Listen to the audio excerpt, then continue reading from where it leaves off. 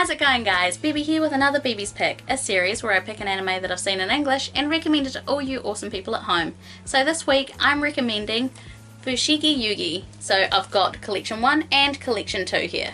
Fushigi Yuugi is a 52 episode series based off of an 18 volume manga series of the same name about two middle school girls named Miyake Yuki and Yui Hongo. The two go to the library one day and find a mysterious book sitting in the back room of the library. The two sit down and miraculously get pulled into the book. The book is called The Universe of the Four Gods, and now that they're stuck in this book, they obviously want to go home. Yui gets sucked out of the book first, leaving Miyake trapped and alone. Miyake finds out that she is the priestess of Suzaku, and that she has to try and save the land that she has to live in now. In order to save the land, she has to find the Suzaku seven warriors that will help her in her quest, so this is no easy feat. There is actually a lot more to go into with the series, but the second half of the season has a lot of spoilers that I would hate to spoil for you guys. So I won't be talking much about the second half of the series, only the first half. Produced by Studio Pierrot, the series was released in Japan in 1995 and then got an English dub by Media Blasters not long after. This is a great romance drama series. The way that they narrate the story, with the characters reading out loud what Miyake is going through, is a great way to get the viewer immersed in the story as well as become a bit more attached to the characters. The one thing I absolutely loved about the series was the epicness of the story. It drew you in and made you want to watch the next episode to see what happens. The thing about this is that I was hoping that Kyokara Mao was going to be like this, but instead it decided to go the opposite direction and be a bit more of a comedy. So I'm glad to see that this one decided to stay on the route of being a bit more of a drama and not go into the comedic elements too much. They did, however, have a lot of little moments that were quite funny and they were placed very well. So even though the series is a slow-paced series, they made sure that the pacing wasn't too slow and it was actually quite good. The characters themselves were likeable but slightly one-dimensional. They were all about Miyake and helping her achieve her goal, and they didn't really have much personality.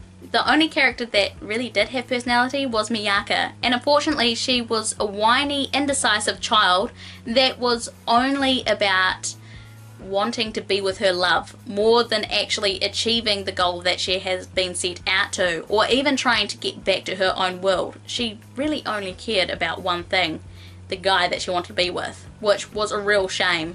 As for Yui, she was no better, to be honest, but at least Yui had a reason to be so whiny and mopey and angsty because of a misunderstanding. I can't say much more than that, but she at least had a reason to be that way, unlike Miyake. Speaking of love and romance, the romance element of this series was enjoyable, but at times could be a bit much. They packed it on at times where it really didn't seem fit, but for what it was an enjoyable watch. The way that they introduced us to the characters was very forced. It was also very obvious who was going to be one of the Suzaku 7, and because it was obvious, it slightly cheapened the experience. The one downfall of this anime would have to be its aging. It has not aged well at all. It looks like it came straight out of the 90s, and the dub is no better. The dub is decent, but it sounds like it came out of the 80s or 90s. The animation style makes it look like that it was made in the same era of Sailor Moon. The big eyes, the pretty boys, the beautiful girls, it all screams 90s, which isn't a bad thing, but all in all, the series hasn't aged well, which is a bit of a shame. It could really do with a remaster, to be honest. The last thing that I have a bit of a problem with, which shouldn't seem so much of a problem, but it just bothers me, is the ending. The ending did wrap up very well, but there was one little bit at the very end that did not need to be added. Now, this is maybe a slight spoiler, but not really. It was one of the main love interests somehow comes back into the real world out of the book, but we don't actually know if that is actually him or not. It's just a guy that kind of looks like the main love interest of the storybook, and it felt pointless and contrived. It felt like it did not need to be in there.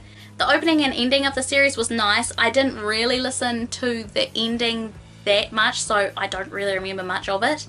But the opening, I remember the first time I heard it, I thought it was the most boring opening ever. I thought it was just, I did not enjoy it. But as I listened to it over and over again, as I would go through the episodes, it grew on me and I actually kind of like it now. So give the opening a chance, listen to it, and listen to it a few times before deciding whether you actually like it or not, because as I said, it took me a few tries to actually like this one.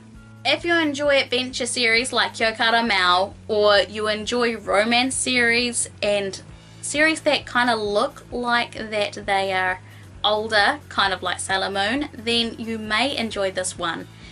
I highly suggest anyone check this out if they haven't, if they want something new to watch that's old and something that's a longer series to watch, because even though it's a longer series and it may be a little bit slow at times, the story is well worth it, and the payoff at the end is well worth it as well. So I highly suggest anyone check this out if you haven't.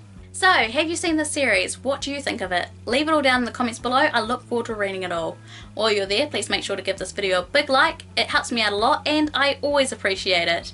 If you're new around here, hi, I'm Bibi and I do plenty of other anime content like this, including anime news, anime figure reviews, and anime recommendations like this one. So I'm pretty sure you won't get bored. I'm on social media. I've got a Twitter and a Facebook and I'm online constantly, so make sure to come like and follow me on there. And I've got a Discord. I'll leave all the links to my socials down in the description below. If you want to see more from me and more videos like this, then please make sure to subscribe for a wide range of anime content. From Moe to Mecha, thanks for watching and I'll see you next time. Bye bye!